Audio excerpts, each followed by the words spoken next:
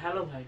Today topic Charter Act 1813 per. So let's start. So Charter Act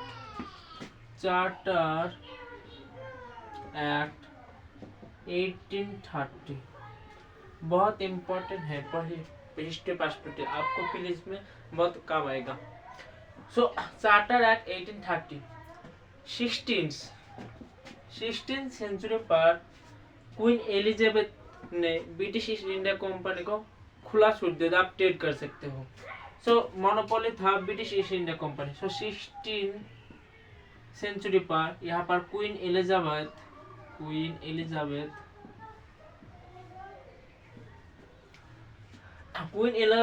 के British East India company को खुला छूट दिया, आप ट्रेड कर सकते हो। सो मोनोपोली यहाँ पर ब्रिटिश ईस्ट इंडिया कंपनी का monopoly, trade monopoly. So British East India trade monopoly को कंट्रोल करने के लिए और रिफॉर्म करने के लिए चार्टर एक्ट लाया है, pass by British parliament. So British parliament से पास हुआ चार्टर एक्ट, तो pass by British parliament, next, इस चार्टर एक्ट से British East India Company Indian education institute पर 1 लाख रुपया देंगे। सो 1 लाख रुपया, यहाँ पर 1 लाख रुपया देंगे इंडियन एजुकेशन इंस्टीट्यूट पर। So British East India company 1 lakh रुपए देगा Indian institution basically education reform के लिए। यहाँ पर एजुकेशन रिफॉर्म, यहाँ पर बुक कॉलेज स्कूल इस्टेब्लिश करने के लिए ब्रिटिश ईस्ट इंडिया कंपनी देगा। सो चार्टर एक्ट 1830 पर। इसके अलावा चार्टर एक्ट 1830 पर जुडिशरी को यहाँ पर जुडिशरी को पावर बढ़ा दिया, क्योंकि इसके पहले जो ईस्ट इंडिया कंपनी जो जुडिशरी था वहाँ पर डिस्क्रिमिनेशन था इंडियन के बीच एंड ब्रिटिश के बीच। सो यहाँ पर जुडिशरी को पावर देने के बाद दोनों ही डिस्क्रिमिनेशन को इक्वलिटी पर गया। सो इस टाइम चार्टर एक्ट पे 1830 पर जुडिशरी को पावर दिया। Next, so let's start. So charter act में क्या क्या था? So number 1, monopoly of trade. So monopoly of trade 16 century पर British East India Company Queen Elizabeth के काज से यहाँ से ट्रेड का मोनोपोली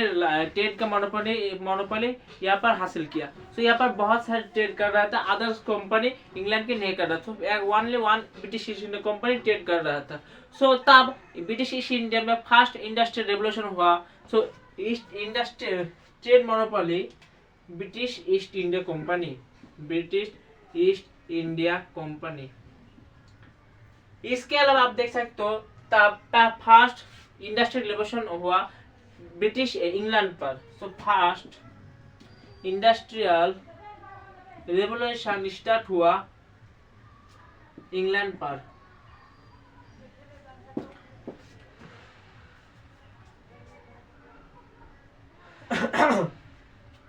सो इसी जब इंडस्ट्रियल रेवोल्यूशन हुआ तो आपको बहुत सारे फैक्ट्री, बहुत जो मार्शन था ब्रिटेन का मार्शन, वो बहुत सारे फैक्ट्री लगाए डोमेस्टिक कंट्री पर। सो यहाँ पर इंडस्ट्रियल रेवोल्यूशन के बाद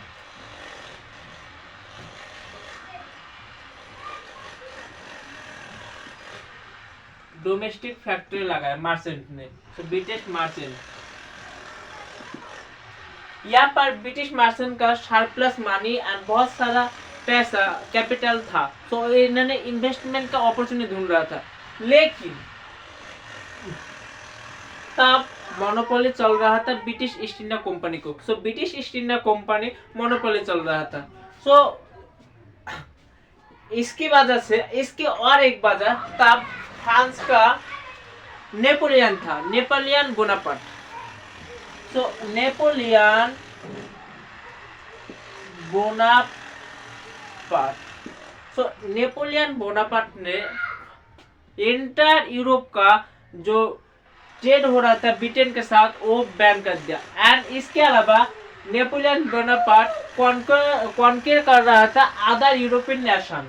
सो इसी वजह से नेपोलियन बोनापार्ट ने कहा यूरोपियन कंट्री को, यूरोपियन कंट्री अदर्स कंट्री को, आप ब्रिटेन से ट्रेड मत लो। सो ब्रिटेन से आप ट्रेड मत करो, ब्रिटेन से आप ट्रेड मत करो, अदर नेपोलियन बोनापार्ट कहा। सो इसी वजह से ब्रिटेन का इकोनॉमी यहाँ पर डिप्रेशन जा रहा था। सो यहाँ पर मार्शन के पास पैसा था लेकिन यहाँ पर कोई ट्रेड नहीं हो रहा है। सो इसी वजह से ब्रिटेन का जो मार्शन था वो नहीं गया, उन्होंने इको गवर्नमेंट के पास गया। सो ब्रिटिश गवर्नमेंट के पास के जाकर जो मोनोपोली ऑफ ट्रेड चल रहा था ब्रिटिश रिफॉर्म आने के लिए कहा। सो जो मार्शन था, उन्होंने ब्रिटिश गवर्नमेंट का पास जाकर कहा। सो यहाँ पर से जो British East India company monopoly था ट्रेड करने के लिए, उन्होंने को रिफॉर्म का चार्टर एक्ट 1835। लेकिन ब्रिटिश ईस्ट इंडिया कंपनी कहा मुझे ट्रीटेड एंड चाइना के साथ ट्रेड आप मोनोपोली अभी भी चल रहे मत रुको। सो चाइना के साथ ट्रेड एंड ट्रीटेड अभी भी चल रहा था। सो चाइना का साथ ट्रेड एंड ट्रीटेड अभी भी चल रहा था। इसके बाद जब मार्शन को गवर्नमेंट ने रिफॉर्म किया, सो ब्रिटिश जो क्लॉथ रॉ मटेरियल और क्लॉथ आ रहा था इंडियन डोमेस्टिक मार्केट में, इंडिया जो डोमेस्टिक फैक्ट्री था वो बहुत बर्बाद हो गया क्योंकि इंडियन डोमेस्टिक इकोनॉमी बहुत बर्बाद हो गया क्योंकि इंडियन डोमेस्टिक प्रोडक्ट से ज़्यादा आप देख सकते हो अभी भी इंग्लैंड का जो क्लॉथ था वो चीप था एंड बहुत फेवरेबल था। तो इसीलिए Indian domestic market slow down होगा। तो यहाँ पर जो मार्शन इंग्लैंड ब्रिटिश गुड्स था उसको बहुत ज़्यादा प्रॉफिटेबल यहाँ पर चल रहा था। So China trade and treated monopoly अभी भी चल रहा था ब्रिटिश ईस्ट इंडिया कंपनी का। नेक्स्ट इसके बाद आता है control of company. So control of company, यहाँ पर पीट्स इंडिया एक्ट 1784 का सिमिलर यहाँ पर पॉलिटिकल को बोर्ड ऑफ कंट्रोल ने पॉलिटिकल एंड कमर्शियल, पॉलिटिकल को board of control and commercial, यहाँ पर commercial court of director control कर रहा था। कोर्ट ऑफ डायरेक्टर, तो कोर्ट ऑफ डायरेक्टर में यहाँ पर 24 मेंबर है, 24 member and political board of, यहाँ पर पॉलिटिकल जो बोर्ड ऑफ कंट्रोल था वहाँ पर 6 मेंबर है, 6 member. So control of company. Next इसके बाद आता है administration.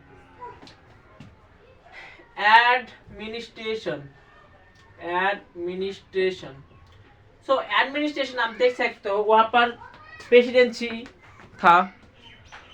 So basically Bombay, Madras and Kolkata, Bengal presidency, यहाँ पर गवर्नर जनरल था। सो मद्रास एंड बॉम्बे ये दोनों रिपोर्ट कराता था, बंगाल प्रेसिडेंसी था वहाँ को, यहाँ पर गवर्नर जनरल था उसको रिपोर्ट करा था क्योंकि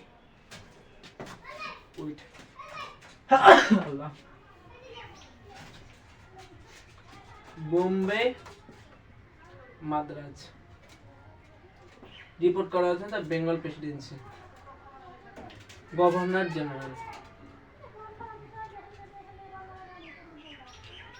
जनरल यहाँ पर एग्जीक्यूटिव काउंसिल। सो बॉम्बे में मद्रास रिपोर्ट करा था बंगाल प्रेसिडेंसी क्योंकि बॉम्बे, यहाँ पर बॉम्बे और मद्रास जितना रेवेन्यू कलेक्ट करता था से ज्यादा बंगाल प्रोविंस से आता था, तो इसीलिए गवर्नर जनरल बना था बंगाल प्रेसिडेंसी। सो रिपोर्ट करता बंगाल जनरल बंगाल प्रेसिडेंसी को। So administration. नेक्स्ट इसके बाद provincial legislature, central legislature.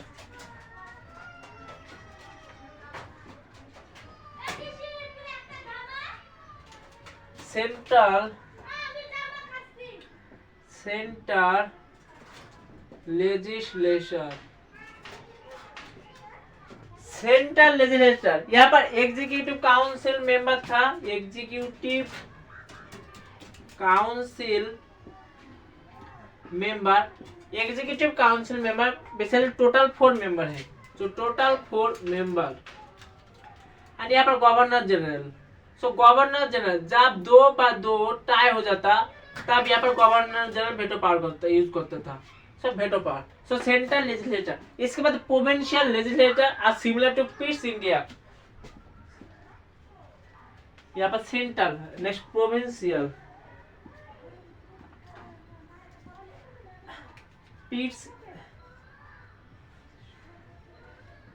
Piece India act same. Next इसका बाद आता है रेवेन्यू।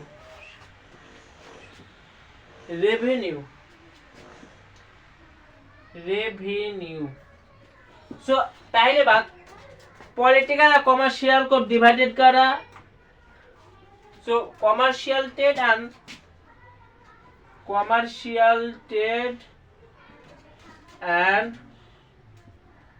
कमर्शियल एंड पॉलिटिकल को डिवाइड करा। पॉलिटिकल ब्रिटिश पोजीशन यहाँ पर अलग गया। सो देख सकते हो चार्टर एक्ट 1830 पर यहाँ पर इंग्लैंड ने ब्रिटिश कंपनी 1 लाख रुपया खर्च करेगा इंडियन